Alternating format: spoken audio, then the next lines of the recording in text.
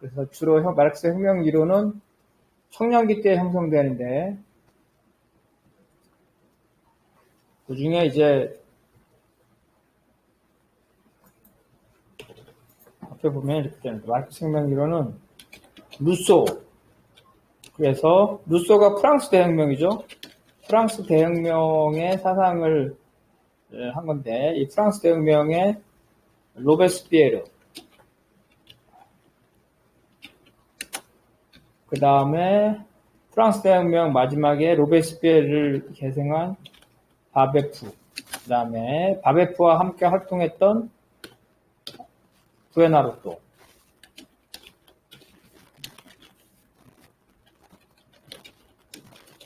이 부에나르토가 1830년대까지 살아요. 오랫동안 사네. 1830년대.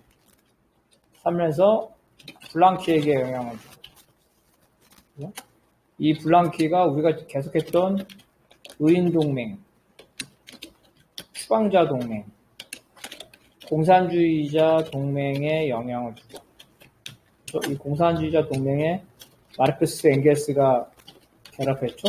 이렇게 돼서 이러한 혁명관이 이런 사상적 계보를 보면 이런 형태로 사상적 계보가 돼요. 그 과정을 한번 보는 겁니다. 그래서 요거는 한번 이영동 읽어봅시다. 이 논문은 마르크스가 해결 좌파를 극복하고 공산주의 혁명관을 정립하게 된 실천적, 이론적 배경을 규명하고자 한다. 마르크스의 공산주의 혁명관은 노동계급의 자기해방 원리로 요약되는데, 이는 노동자 국가를 수립하기 위한 혁명적 지식인과 프롤레타리아트의 결합, 무장 봉기, 프롤레타리아트의 독재 등을 내용으로 한다. 네. 근데 마르크스는 기본적으로 왕정을 부정했죠. 노동자 국가. 노동자들이 국가를 만든 거니까 왕정을 부정했으니까 공화주의. 이 공화주의니까, 그럼 이 공화주의가 어디서 시작했냐? 바로 프랑스 대혁명, 바로 루소의 공화주의부터 시작했다는 거예요. 영국은 입헌왕정이죠? 노크. 그죠? 그리고 헤겔도, 입헌왕정이죠? 프레이션 왕정을 모범으로 잡았죠. 그래서, 노크나 헤겔로부터 도취될 수 없다는 거예요. 바로, 이성과 평등의 공화국을 주장한 루소로부터 도출이 됐다는 겁니다. 그래서 자, 요거를 한번 읽어봅시다. 장 조레스에 따르면 사회주의는 루소의 공화주의로부터 시작되었고, 프랑스 대혁명 사회주의의 모든 것을 포함하고 있다. 마르크스는 프랑스 대혁명을 연구하면서 역사는 계급투쟁의 역사라는 자신의 유물론적 역사관을 정립하였다.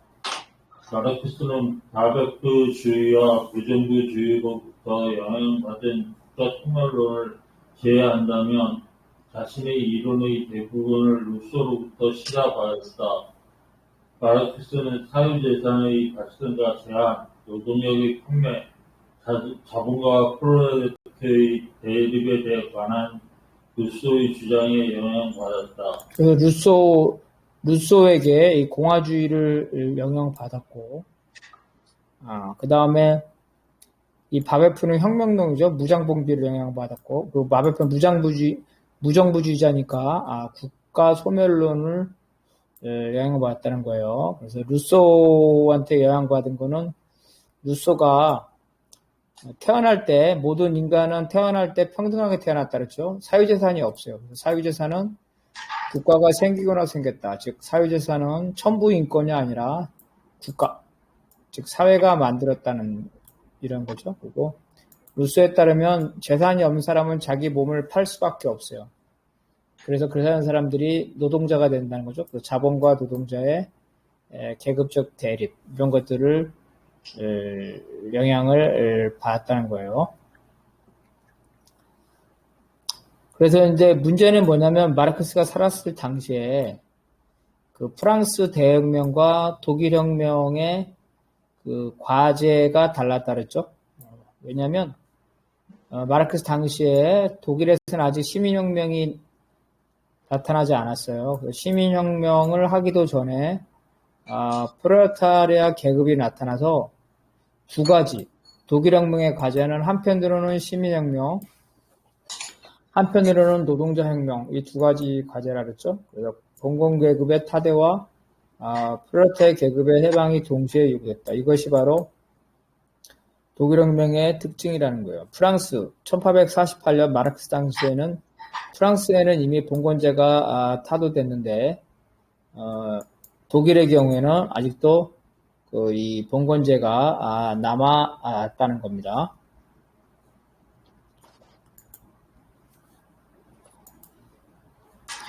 그래서 마르크스는 뭐라 그러냐면 이러한 상황을 해결 비판 서설에서 프랑스와 영국에서는 끝나가기 시작한 거죠. 봉건혁명이죠. 봉건혁명이 끝나갔는데 독일에서는 지금 시작되고 있다. 이렇게 프랑스와 독일의 차이가 다르다 그랬죠. 그래서 공산주의자 동맹에서 진정한 사회주의자를 비판했는데 진정한 사회주의자를 비판했어요. 왜 비판했냐면 이 사람들은 프랑스 혁명이죠. 프랑스 혁명을 독일에 적용을 했어. 프랑스 혁명을 독일에 적용. 다시 말해서 뭐라고 말하냐면 시민혁명, 부르주아혁명, 시민혁명이 아닌 노동자 혁명만을 추구해야 한다. 시민혁명을 하면 안 되고 노동자혁명만 해야 한다. 이거는 이미 이 프랑스에는 맞죠. 1848년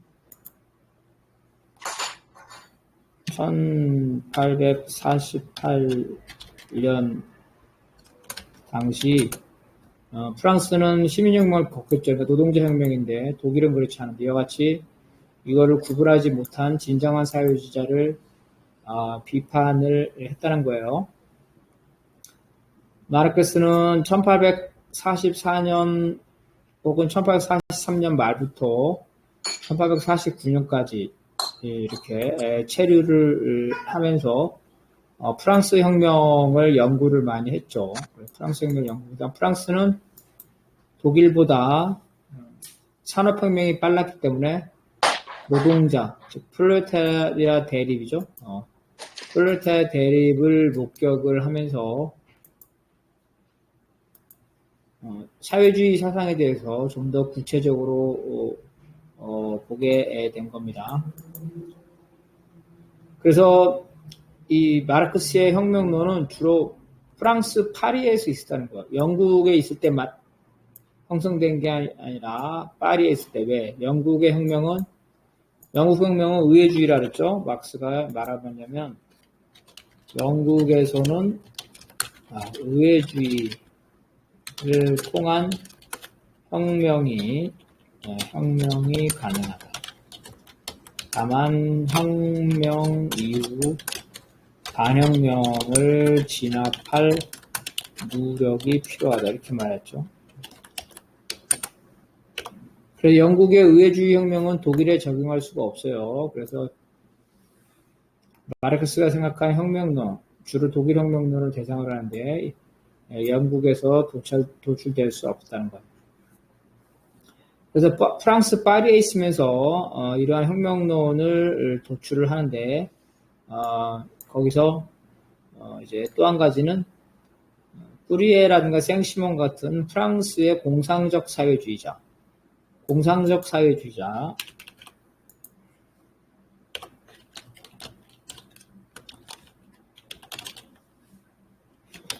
사회에서는 무장혁명이 없어요. 무장혁명론이 없다. 노동자 국가 론이 없다. 무정부주의예요. 무정부주의 뿌리에. 그래서 이런 무장혁명론이 없기 때문에 이러한 무정부주의자, 공상주의적 사회주의라고 도출될 수 없고 바로 아까 말한 대로 공기주의자, 플랑키주의, 공기주의. 바베프주의. 여기에서 도출이 된다는 거예요. 그래서 우리가 지난번에 뵀죠. 파리에서 체류하는 동안에 이러한 추방자 동맹, 의인 동맹, 공산주의자 동맹으로 가는 곳에서 해결 좌파를 극복을 했다고 그랬어요. 자, 요거 한번 읽어봅시다. 마르크스가 20개 교류하였던 학문가들은 루이 블랑케, 빌헬름 아이틀레 등과 같은 신바베프주의자들이다. 프랑스 대혁명 시기에 프랑스와 바베프의 혁명 동지였던 필리프 보나르타가 1837년까지 활동하며 이들 신바베프주의자들에게 직접 영향을 미쳤다. 이 1837년은 추방자 동맹이 1832년이에요. 1832년 시작됐고, 의인 동맹이 1836년 정도예요. 그러니까 이 부온마르투는 이 추방자 동맹과 의인 동맹이 활동할 때까지 살았다는 거예요. 그래서 늙어서 죽은 게 아니라 갑자기 죽었어요. 나이가 많이 먹었는데 열심히 혁명 활동을 하다가 갑자기 죽었어. 그래서 프랑스 파리에서 살면서 살았기 때문에 이들에게 영향을 미쳤어요. 그래서 이런 봉기주의자, 프랑스 대혁명 때 바베프가 봉기를 하려다가 실패해서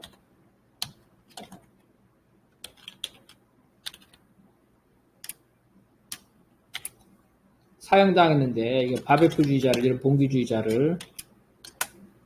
그래서 이게 1830년대, 그죠?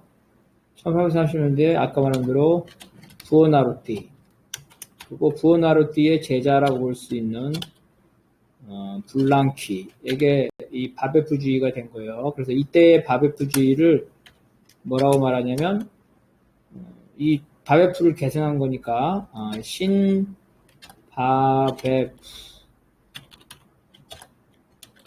이렇게 말하기도 하고, 그 바베프주의, 그 신바베프주의 핵심이 블랑키니까 블랑키주의 이렇게 말하고, 이 특징은 소수의 무장 봉기예요. 소수의 무장 봉기. 그 다음에 이거하고 결합을 하는데, 현장에서 대중들과 결합하는 거. 막수주의는 사전에 조직하는 건데, 이건 조직하지 않고 봉기를 해가지고 현장에서 결합하는 거예요. 이게 다른 점이에요. 그래서 이제 이 논문의 목적인데, 요건 한번 읽어봅시다. 따라서 이 논문은 첫째, 프랑스 대혁명 시기로 거슬러 올라가 바베프가 루소와 로베스피에르 등 급진적 공화주의에 어떻게 영향을 받았는지를 살펴보고, 둘째, 신바베프주의가 어떻게 마르크스의 공산주의 혁명관에 영향을 미쳤는지를 검토한다. 이 과정에서 이 논문은 핵심적으로 바베프의 시원적 공산주의가 루소나 로베스피에르의 급진적 공화주의와 어떻게 다른지, 또한 마르크스의 공산주의 혁명관이 바베프의 그것과 어떻게 다른지를 규명한다. 그래서 간단히 말하면 계속해서 반복되는 건데, 루소, 일단 프랑스 혁명의 로베스피에르, 그 다음에 바베프, 보나르티, 블랑키,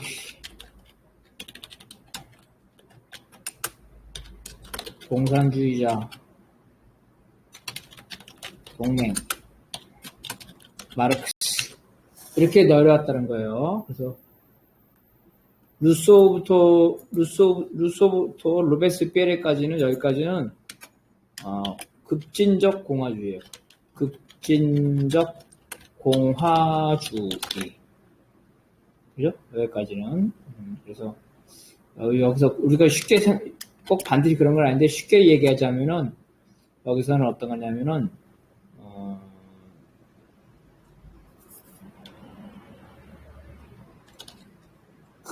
과격한 사회민주주의라고 생각합니다. 쉽게 말하면. 과격한 사회민주주의, 복지국가, 이런 식하고 비슷하게 되는 거예요. 아직까지 혁명이 안 와요. 이 바베프부터 여기서부터 사유재산을 부정하고, 무장봉기가 나와요. 근데 여기서의 무장봉기는 소수의 엘리트의 무장봉기. 후아노트 블랑키까지는 공산주의자 동맹까지도. 여기서 마르크스에 와서 비로소 노동자 대중의 무장봉기로 나타납니다. 이 과정을 보는 겁니다. 그래서 첫 번째 로베스피에르와 바베프, 그 다음에 이들에게 영향을 준 루소를 보는 겁니다. 자, 프랑스 대혁명은 이제 부르주아 혁명이라고 일반적으로 보고 있습니다. 다만 이 프랑스 혁명이 급진화되죠. 로베스피에르에 의해서 급진화되고 있어요. 로베스피에르가 급진화되기 때문에 우리가 알고 있는 공포정치, 키로틴이죠. 단두대. 이렇게 해서 급진적인 이상주의자라고 평가되고 있습니다. 일반적인 우리가 교과서에서 나오는 그런 얘기죠. 근데 우리 입장에서는 프랑스 대혁명을 어떻게 생각하냐면 단순한 부르주아 혁명으로 보는 것이 아니라 부르주아 혁명이 민중혁명으로 발전하다가 실패한 거예요. 그러니까 프랑스 대혁명은 부르주아 플러스 민중이 주체인데, 그래서 부르주아 입장에서는 부르주아 혁명을 하려고 했죠. 근데 민중의 입장에선 그게 아니죠. 민중의 입장에선 2단계겠죠? 2단계. 부르주아 민주혁명을 하고 나서 민중혁명으로 갔었는데 2단계에서 실패했어. 2단계의 민중혁명을 실패한 이런 입장으로. 이거 이제 우리 운동권들이죠. 레닌 이런 사람들, 마르크스 이런 사람들이죠. 그래서 이런 사람들은 바로 로베스피에르 급진적인 이 부르주아 혁명으로 가거든요. 프랑스 대혁명을 급진화하렸던 이러한 로베스피에르에 대해서 높게 평가를 한다는 거예요. 로베스피에르는 루소의 제자니까 이 사람은 뭐라냐면 이성을 중시하고 평등과 자유를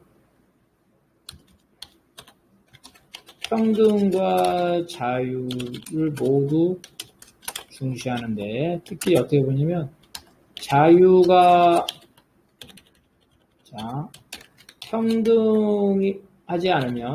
평등하지 않으면 자유가 없다. 경제적 평등이겠죠?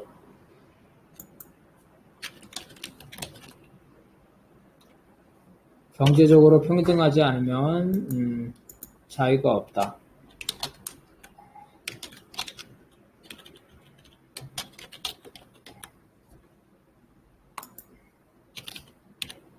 그래서 루소가 뭐라고 말했냐면은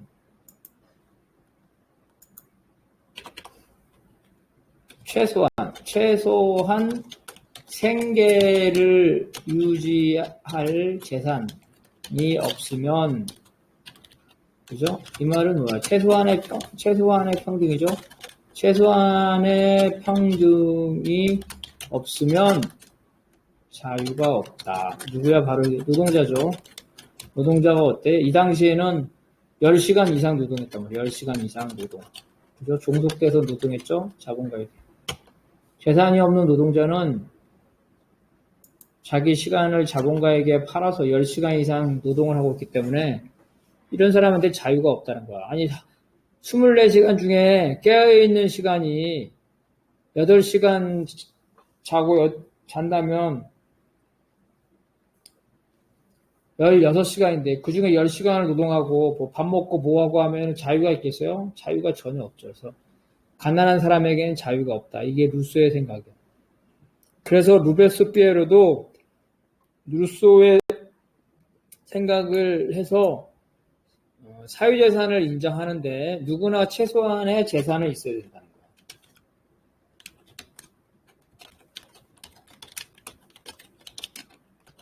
이게 루소의 생각이고 이게 로베스피에르의 생각이에요. 그래서 쉽게 말하면 오늘날로 말하면 복지국가를 만들려고 복지국가. 근데 이랑 이제 사회국가죠. 사회국가를 만들려고 했답니다. 노동자 국가가 아니지만 부르주아들이 권력을 잡았지만 민중들에게 일정한 최소한의 생계를 보장한 그러한 국가를 만들려고 했답니다.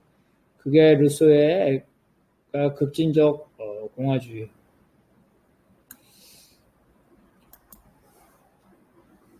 자, 요거 한번 읽어봅시다. 마르크스에 따르면 로베스피에르는 인간의 적성을 훼손하는 지나친 부와 가난이 진정한 민주주의 실현을 방해한다고 보았으며 스파르타식의 절대적인 국가체제를 수립하고자 하였다. 그래서 말한 대로 부의 집중이죠. 부의 집중을 반대했다는 거죠. 최소한의 평등이 필요하다는 거야. 그래서 이런 빈부격차가 심하면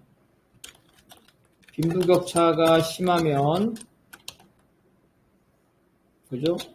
자유도 민주주의도 없다 이렇게 생각한 거예요. 아까 말했죠. 가난한 사람은 몸을 팔아야 되죠. 정치도 팔 수도 있겠죠. 가난한 사람한테 표를 살 수 있어. 빈자에게 표를 살 수 있다. 금권정치. 실제로 그리스와 로마에서 이런 일이 일어났죠. 그리스와 로마에서 이런 일이 일어났어요. 금권정치가. 그래서 이러한 사회적 빈곤은 자유뿐만 아니라 민주주의도 방해한다 그랬어요. 자, 그리스 아테네의 금권정치가 어느 정도 심했냐면 거기 선거를 했죠. 출마를 했어요. 출마자가 어떻게 했을까? 출마자의 금권정치. 우리 옛날에는 돈봉투 줬잖아. 돈봉투. 돈봉투. 이건 돈봉투 줬어. 근데 이제 그리스 아테네에서 돈봉투가 이제 그것도 좋겠지만 그거 너무나 이제 약간 유치하죠. 그래서 하는 게 뭐냐면 향락을 제공해. 향락. 저 요번에 기호 3번입니다. 이 티켓 받아가세요. 이거 가지고요. 검투사 경기 보세요. 이거 가지고요. 저기 방탄소년단 보세요. 이거 오늘 저기 월드컵 경기장에서 아이유이 경기하는데요. 이 경기표 가져가세요. 저는 기호 3번입니다. 진짜 이렇게 했어요. 그렇게 해서 심각했어요. 근데 그 정도뿐만 아니라 더 심한 거는 요즘 정치인하고 연예인하고 누가 더 인기가 높아요? 연예인. 그래서 어떻게 생각하냐면, 처음에는 정치인들이, 공연에 경비를 대줬단 말이야. 그 공연 경비를 대줬는데, 돈은 내가 내는데, 유권자한테 물어보니까 내 이름은 모르고, 아이유 이름하고 손흥민 이름은 아는 거야. 아이씨, 안 되겠다. 그럼 어떻게 이제 차라리, 심지어 이 정치인이 어떻게 했겠어요? 자기가 돈을 대주는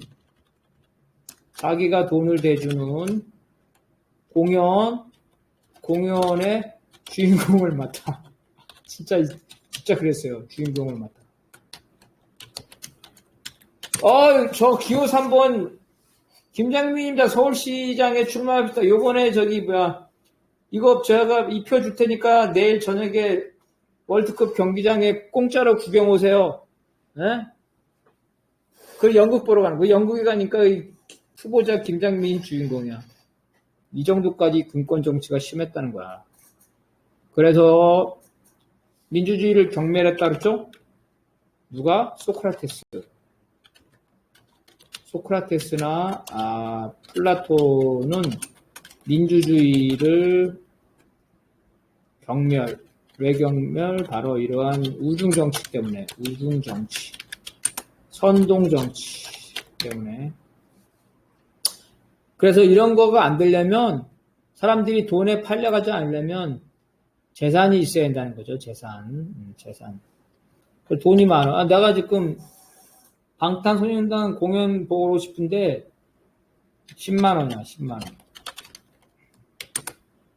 내 돈 주고 가서 보면 되지. 저 새끼 기호 3번이 준 티켓 받을 필요 없다 이거야. 내 돈 봐서. 내 돈으로 가면 되지. 돈 내가 충분히 많은데 왜 저 자식 내가 별로 알지도 못하고 저놈의 정책을 내가 지지하지 않는데 왜 저놈이 주는 걸 가지고 내가 가나요? 그래서 금권 정치에 휘두르지 않죠. 유권자들이 최소한의 경제력이 있으면. 바로 이 경제력, 최소한의 평등이 자유와 민주주의의 기초라고 봤던 게 루소와 로베스피에르의 생각이에요.